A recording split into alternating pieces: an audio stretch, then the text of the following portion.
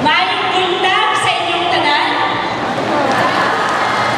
Sa ngalan ng akong bana, si Benigno Bang Aquino, daghang salamat sa pag-imbita ninyo sa ako diri sa makahong na syudad sa Bogo. Tama ba? Gusto ko din po magpasalamat sa ating mga kasama kay Governor Junjun Davide. Maraming salamat po.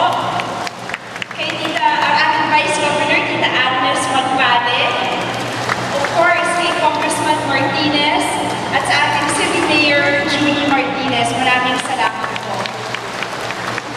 Alam niyo po si Bang, gusto po sana niyang makarating ngayon, pero alam niyo din po ang kampanya ay bibiro. So parating pa lang po siya galing sa Baguio at sa Lawag. Kaya pasensya na lang po na ako ang pumaharap sa inyong lahat.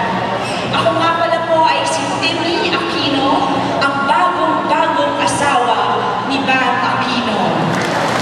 Opo, 7 months married pa lang po kami ni Bang. Kaya welcome po sa inyong lahat sa kampanyang Halalan 2013, also known as ang aming honeymoon. Honeymoon na magkahiwalay, o diba? Alam niyo po, alam ko na marami po sa inyo ay hindi po gaano kilala si Bang Aquino. Kaya kung okay lang po sa inyo, gusto po siyang ipakilala sa inyong lahat.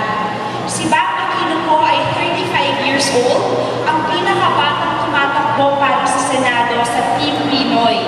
Siya po ang pinakabata at kung ako po ang tanungin ninyo, siya din po ang pinaka-yummy. Pero sa totoo lang, kahit na batang-bata po si Bang Aquino, isa na po siyang veterano sa rally at veterano sa paglaban para sa bayan. Bakit po? 6 years old lang po siya nung ipinatay ang kanyang tito, si Ninoy Aquino. At itong pangyayari po ay talagang napakalaking impluensya sa kanyang buhay. Sa mga panahon po na yun, sa pagkapatay kay Tito Ninoy, marami pong naganap na protesta. At nakwento nga po sa akin iba na dito po sa bayan, sa Lalawin sa province ng Cebu, siya po ay nakarating at nagsalita noong 1984. Alam niyo po, nakita ko na ang mga litrato, narinig ko na din ang cassette recording.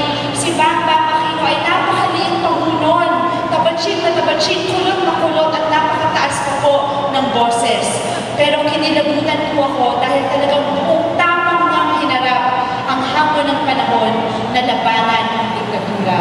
So yan po ang pagkabata ng aking asawa, si Bang Aquino. Mula 1984 hanggang 1986, nagsalita po sa higit na 200 protesta hanggang tayo ay naging matagumpay sa People Power Revolution ng 1986. Kaya yan po si Bang, veterano na yan. At ang kanyang paninindigan ay ipinagpatuloy po niya pagkatapos ng 1980s. Ang sakripisyo ni Tito Ninoy, ang dalisay na paninilbihan ni Tita Cory, at ang araw-araw na pagpupursige ng ating mahal na presidente, si Kuya Noy, ay laging nasa puso niya. Ito po ang kanyang tanging inspirasyon. Kaya po ang aking asawa, si Benigno Bang Aquino, ay tumatakbo ngayon at nagsasabing handa na po siya. Handa na pong manilbihan at handa na pong ipagpatuloy ang nasimulang laban para sa ating bayan. Salamat po. Ipinagpapatuloy po ni Bang ang tatak Aquino sa kanyang matagal ng paninilbihan sa mga mahihirap sa ating bayan. Nagsimula po siya ng isang programa na tumutulong sa mahihirap, pero ang paraan po ng pagtulong ay gamit ang negosyo. Ang kanyang inspirasyon ay walang iba kung hindi si Tita Cory. Pareho po silang naniniwala sa kasabihan na kung bigyan mo ng isda ang isang tao, napakain mo siya ng isang araw. Pero kung turuan mo siya kung paano mag-isda, ay buong buhay na siya hindi magugutom. At sa kabutihang palad po ay libo-libo na ang natulungan ni Bang Aquino sa kanyang programa ito. At alam niyo po, ang pagbabago na dinadala ng programa ni Bang Aquino ay hindi lang yung pagbabago na pisikal, dahil mas maraming kinikita ang bawat pamilya, kung hindi din po pagbabago sa isip at sa puso at pagkakaroon ng dignidad na hindi mabibili o mabebenta. Alam niyo po, marami nagtatanong sa aking asawa, Bang, bakit yung Tito Niloy mo pinaglaban niya ang kalayaan? Ang Tita Cory mo ang pinaglaban niya ang demokrasya. Pero ikaw, at si Kuya Noy ang pinaglaban niya ang good governance. Pero ikaw, ang pinaglalaban mo, ang binibigyan mo ng pansin ay trabaho, negosyo. At ang kanyang sagot naman po ay laging simple lang naman.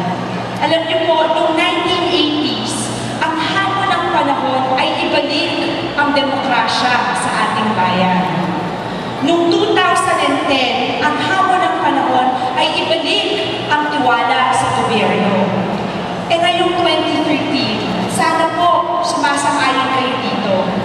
Ang hamon ng panahon ay tapusin na ang kahirapan.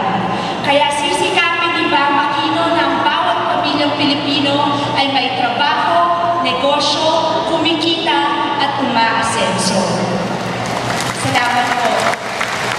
Alam niyo po, si Bam Aquino, 35 years old, masasabing isang bagito sa politika. Pero alam niyo po, siya ay isang tao na nanilbihan muna sa taong bayan bago nagdesisyon manilbihan sa politika. Gusto niya pong makita yung kabutihan